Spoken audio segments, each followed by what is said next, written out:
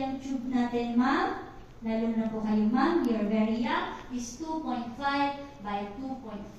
Normal size. Ang size po ng bukol ko is 8.63. So, I am a candidate again for another surgery. At kung mag-YouTube po kayo mamaya, nasaan ang fallopian tube? Nasa ilalim pa po yan at gilid ng matres. Ibig sabihin, ilalabas ulit lahat po ng lamang loob.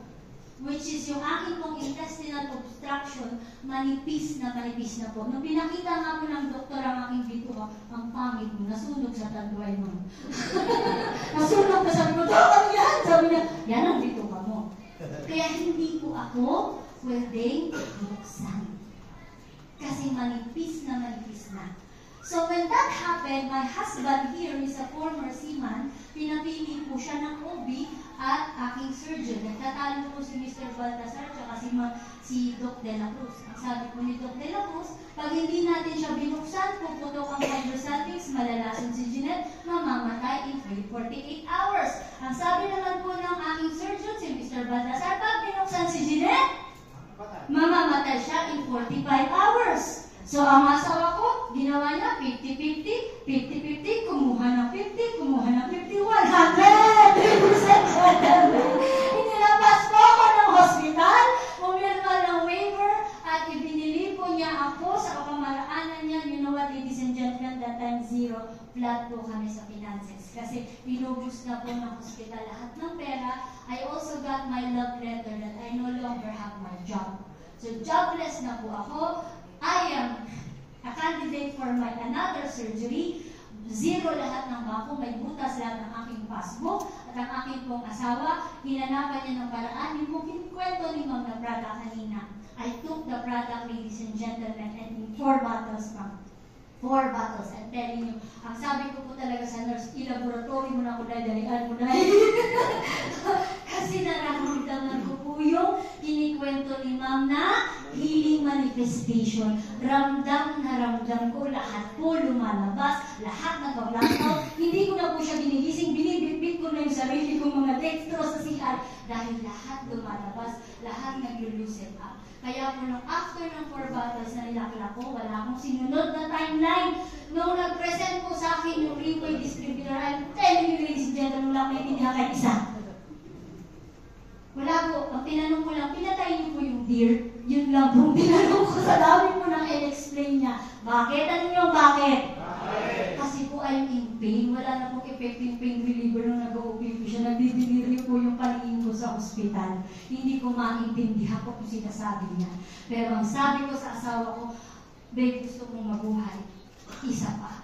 That's why when I was taking the product, I made a covenant with the Lord na, Lord, pag ako, in-extend mo ang buhay, binigyan mo ng isa pang pagkakataon. Isa pa. Lord, isa lang. Sabi ko. I will do my best that this time, ano bakit sinasabi? Marami na po kasi COVID na hindi ko na tinutupad. Tingnamas ko muna hospital, lahat na naman nakaanak. Wala na naman po, party, tugs, ganon. Kaya po, ladies and gentlemen, sabi ko talaga, Lord, eto na talaga, Lord. Last na lang talaga, pagbigyan mo lang. Kasi, habang pong papalapit yung araw ng surgery ko, talagang alam ko, I might not live anymore. Kasi, bumibigay po yung katawan ko. Ang diagnosis ko po, if you don't mind, my body is not responding to any medication. Kaya po, kahit anong gamot ang isinaksak sa akin, ihi ko, laway ko, luha ko, pati ko, hininga ko, amoy antibiotics. Your body is not responding to any medication. Now, ladies and gentlemen, especially our first-timers, you really have to thank the person who invited me today. Because that person is not after your sales or your money. That person is after the thought na maybe through you or maybe in your family, there could be changes na mangyari.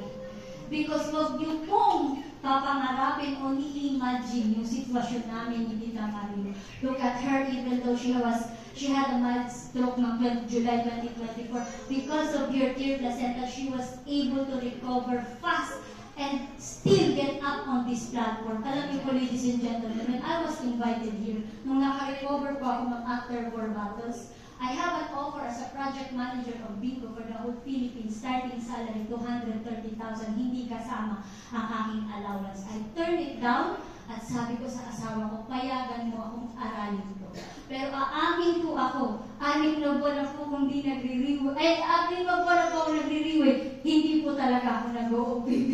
Ang ginagawa ko po, kung yung naghahanap ang BD ng mag-OPP, hi sir, good evening. Can we give a round of applause for Chief Inspector Mr. Mando?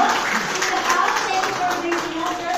Ang ginagawa ko po, nagtuturo na ng OPP presenter, nagtatago ako sa CR ng Jollibee. Lalabas ako pag narinig ko na yung video.